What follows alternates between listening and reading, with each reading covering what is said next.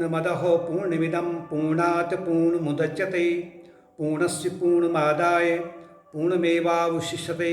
ओम शांति शांति शांति। श्रीमद् भागवत के इस प्रसंग में सुखदेव जी महाराज राजा परीक्षित को धेनुकासुर वध की कथा सुना रहे हैं। इन विभिन्न कथाओं में, विभिन्न प्रसंग में साधक को, जो साधक ने अपने भीतर लक्ष्य बना लिया है कि मुझे मोक्ष पाना है, मुझे आत्म साक्षात्कार करना है, या निर्वाण प्राप्त करना है, या जन्म और मृत्यु के चक्र से मुक्त होना है, या कृष्ण को अपने हृदय में विराजमान करना है। इन प्रसंगों में ये स्पष्ट दिखता है कि अगर भक्त इसको नहीं समझ पा रहा है तो इससे समझ ले। अगर इस वाले प्रसंग में अगर उसको कुछ समझ में नहीं आ रहा है तो उस वाले प्रसंग में, जो अगला प्रसंग है, उससे कुछ प्राप्त कर ले। सभी प्रसंगों का एक ही लक्ष्य है, वो है भगवत प्रेम का। और इसी क्रम में धेनुकासुर की कथा सुना रहे हैं कि कैसे दाऊ भैया ने और कृष्ण ने धेनुकासुर को नष्ट किया था। धेनुकासुर एक प्रकार का, धेनुकासुर जो है ये गधे के रूप में था, और गधे की आदत होती है दुलत्ती मारने की, हठीलापन। गधे की आदत कहते हैं ना कि आदत को सुधारना नहीं। और वो कौन सी आदत है, वो इस प्रसंग में दिखाई पड़ेगा। श्री शुक उवाचो ततश्च पौगंडवयः सुतो विजय बभुव तुस्तो पशुपाल सम्मतो। अब वो पौगंड की आयु यानी कि 5 वर्ष से भगवान छठे वर्ष में प्रवेश हो चुके हैं, क्योंकि 1 साल तो पूरा वो अघासुर वध के आसपास में ही रहा, और जो ब्रह्मा जी ने उनको छलने का प्रयत्न किया, तो अब छठे वर्ष में उनको गायें चराने का ऑर्डर हो गया है, बाल गोपालों को, दाऊ भैया को और कन्हैया को। वृंदावन के वन में जब जाते थे तो रोज नई नई जगह ढूंढते थे, वो जाते थे, आज गायें यहाँ चरा रहे हैं, कल को वहाँ चरा रहे हैं। तो नई नई जगहों को जब ढूंढते थे तो वहाँ का आनंद लेते थे, और शाम को घर आकर अपने घर में उसकी कथा सुनाते थे। एक दिन बाल गोपालों ने कहा कि नैया, एक इधर एक वन और है, ताड़ वन है, उसमें जहाँ बड़े बड़े ताड़ के वृक्ष हैं, और वहाँ बड़े बड़े रसीले फल हैं, उनमें नीचे भी गिरे रहते हैं। और जब कभी भी हम वहाँ जाने का प्रयत्न करते हैं, फल को लाने का, फल खाने का प्रयत्न करते हैं, तो वहाँ एक बहुत बड़ा धेनुकासुर है, अर्थात वो जो असुर है वो गधे के रूप में है, बहुत विशालकाय है, वो हमें भगा देता है, और हम उन फलों को नहीं खा सकते हैं। क्या करें? कन्हैया ने कहा चलो चलते हैं, देखते हैं। दाऊ भैया के साथ में कन्हैया और बाल गोपाल जब वहां पर पहुंचे, तो जैसे उस वन में पहुंचे तो दाऊ भैया ने, अर्थात बलराम ने, एक बहुत बड़े वृक्ष को, ताड़ के वृक्ष को उन्होंने उखाड़ा, और उखाड़ने के बाद में उन्होंने उसको धरती पर पटक दिया। धरती पर पटकने के साथ साथ में वो जो वृक्ष था, और वृक्ष उससे जब टकराया तो बहुत सारे जो ताड़ के वृक्ष थे वो नीचे गिर गए। अब धेनुकासुर को तो ये पता था कि यहाँ कोई आ नहीं सकता है।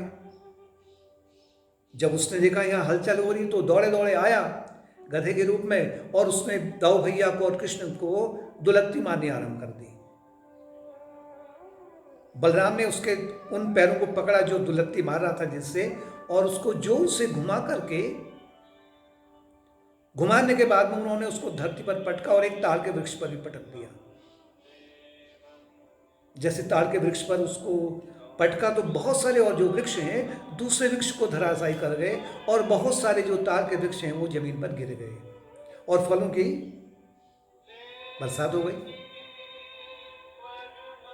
अब बाल गोपाल उन फलों का आनंद ले रहे थे, तो अभी देखा कि जो धेनुकासुर के और संबंधी थे, क्योंकि धेनुकासुर अकेले नहीं था, उसका बहुत बड़ा परिवार था।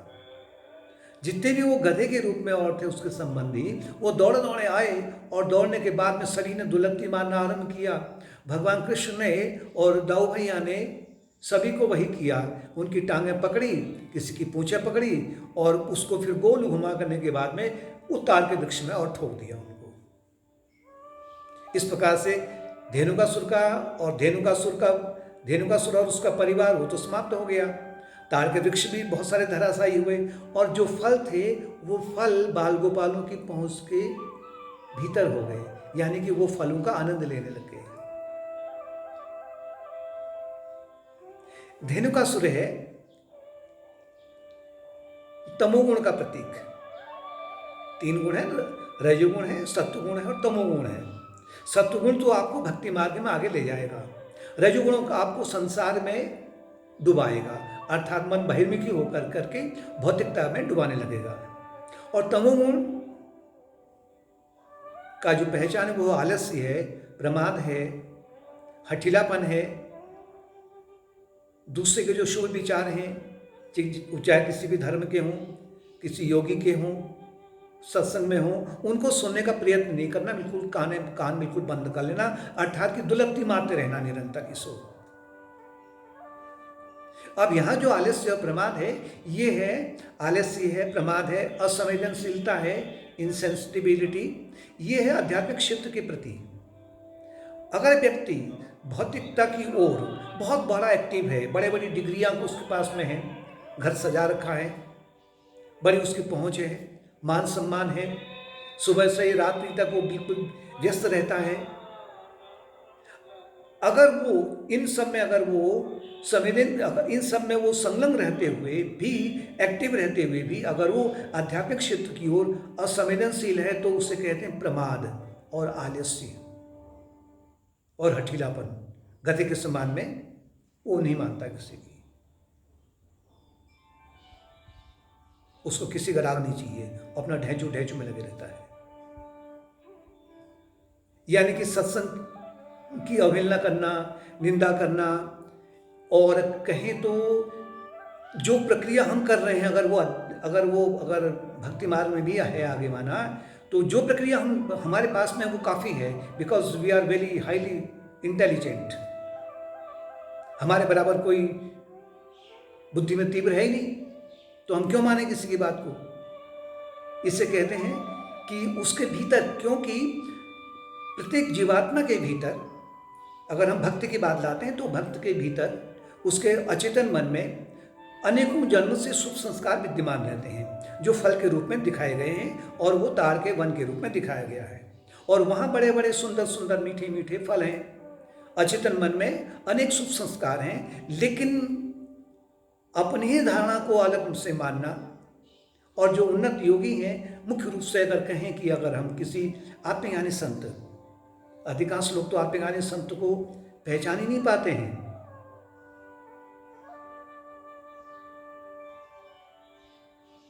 अगर वो नहीं पहचान पाते हैं, तो फिर उनके पास में जो उनकी प्रक्रिया है वो अलग प्रकार की होती है। इससे कहते हैं कि उनके भीतर में जो अचेतन मन में जो शुभ संस्कार हैं, उनका वो आनंद नहीं ले पाते हैं, वो बाहर नहीं निकलते हैं, वो चेतन मन के स्तर पर नहीं आते हैं, वो संस्कार नहीं आते हैं। तो वो जो है, एक प्रकार से धेनुकासुर उनको दुलत्ती मार रहा है। लेकिन अगर आपने कृष्ण को अंदर पकड़ लिया है, यानी कि अगर आपके जीवन का लक्ष्य मोक्ष पाना है, पहले तो आपको जानना होगा कि मोक्ष क्या है, जीवन का लक्ष्य क्या है। इससे कहते हैं कि आपने कृष्ण को पकड़ लिया है, या कृष्ण का जन्म हो गया है। जन्म अकेले नहीं होता है, बल्कि दाऊ भैया भी साथ में आते हैं। दाऊ भैया शेषनाग के प्रतीक हैं।